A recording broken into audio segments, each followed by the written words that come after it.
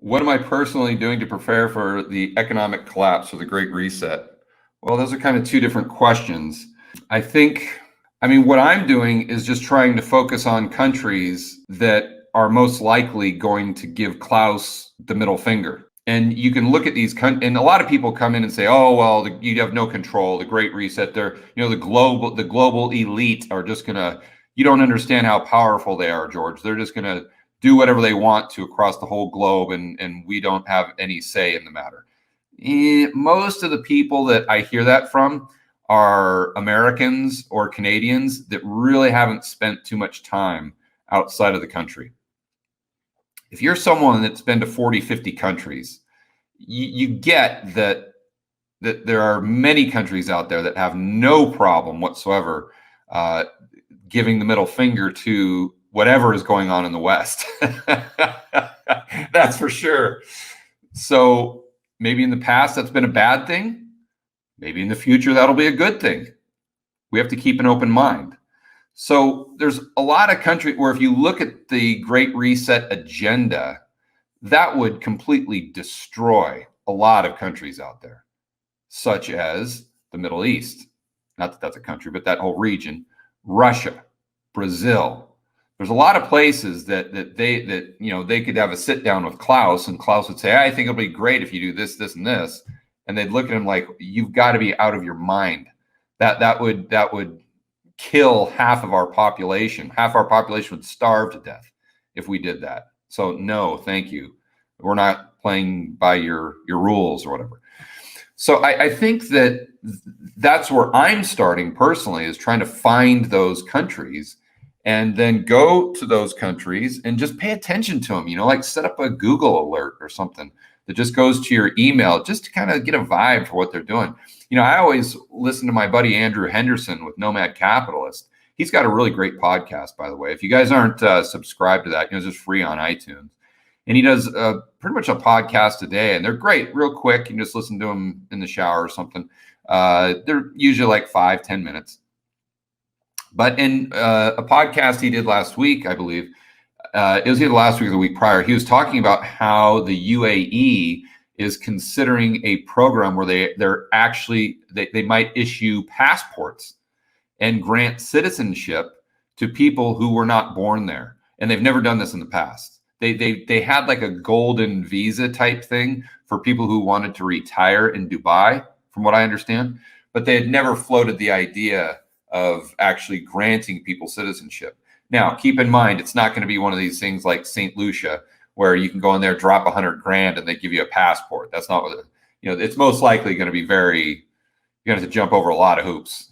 You have to learn Arabic or whatever, you've got to probably be there for 5+ years. It's not going to be easy, but that's not the point. The point is they're going in the right direction. So if you sit there and said, "George, as of right now, where would you rather live? In the United States or in Saudi Arabia?" Okay, you got me. Right? The United States. I'd probably rather live in the United States right now. But it's not to say that I would rather live in the United States in 15 years.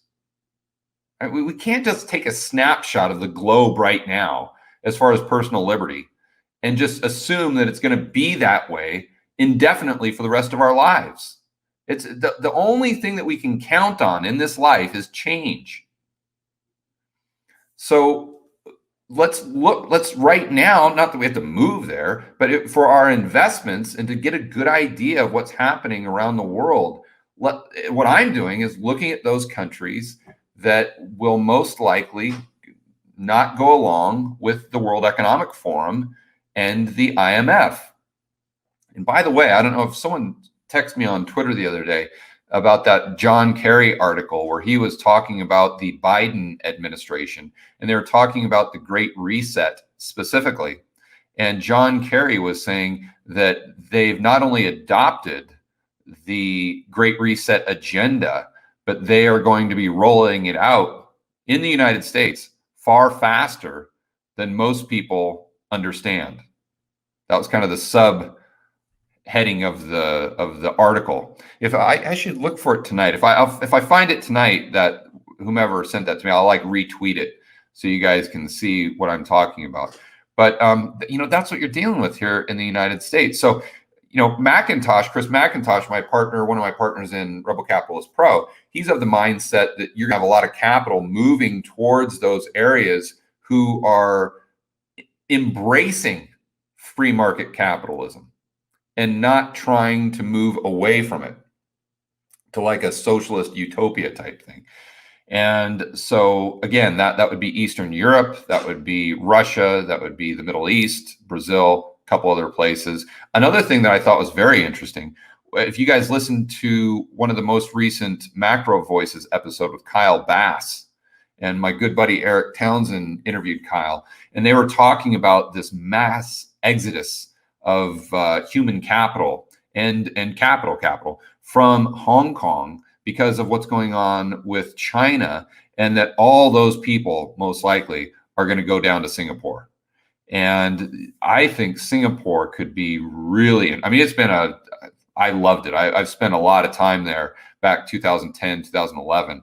And, but maybe even for the next 10, 20 years, Singapore could be, it's already kind of the place in that area, but it might gain even more traction. And from a financial hub, I think that's another country that would just look at the World Economic Forum, and they might say nice things about them, but at the end of the day, they'd tell them to pound sand. That's what I would expect after having spent as much time as I have in 2010, 2011. Granted, that was 9, 10 years ago, so maybe things have changed. But I started to think about that over the weekend, that if someone asked me about like currencies that I like, I don't know. I mean, I don't like any fiat currency, but if I had to go with one and hold it for like 10 years, I don't know, it might be the Singapore dollar. Not saying, let's see, that's not investment advice. I'm not doing that, but I'm just I'm thinking about that a little bit more.